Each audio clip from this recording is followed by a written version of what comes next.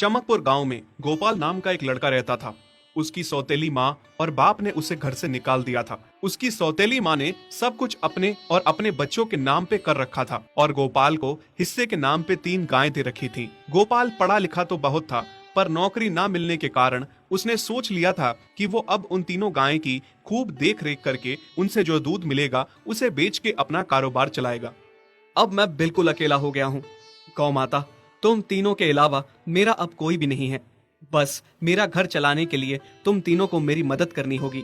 तीनों गायें बहुत ही हट्टी कट्टी और जवान थीं और रिश्ते में भी एक दूसरे की बहनें लगती थीं। चंपा, चमेली और मैना। मैना सबसे बड़ी और समझदार गाय थी। चंपा गर्भवती थी और चमेली को अभी अभी बच्चा हुआ था। वो दूध दे रही थी, जिसके दूध को बेच के गोपाल का थोड़ा बहुत घर चल रहा था। पर गोपाल को अब चंपा और मैना पे पूरा भरोसा था कि जब उनका बच्चा हो जाएगा तो वो खूब दूध देने लगेंगी और जिससे उसका कारोबार अच्छे से सेट हो जाएगा। देखा चमेली बहन, हमारे मालिक को कितनी उम्मीदें हैं हम तीनों से। हाँ चंपा, सुना मैंने, मालिक ने हमसे कितनी सारी उम्मीदें लगा रखी हैं। और उम्मीद रखे भी क्यों ना, कितना समय खर्च करते हैं मालिक हम पे और कितनी सेवा करते हैं हमारी, कितना खिलाते पिलाते हैं हमें। और फिर हम मालिक की उम्मीदों पे खरा ना उतरेंगी तो धिक्कार है हमारी जिंदगी पर। सही कह रही हो बहन तुम। चलो हम तो मालिक के लिए कुछ ना कुछ कर ही लेंगे।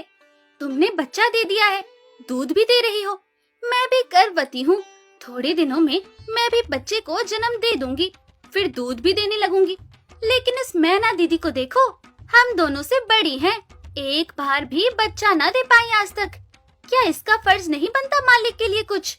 ये तो बड़ी हैं, हमसे ज्यादा इसको मालिक के लिए करना चाहिए था, लेकिन हम छोटी होकर इतना सोच रहे हैं। तुम दोनों ऐसा क्यों कह रही हो? क्या गलत कह रहे हैं हम? सही तो कह रहे हैं।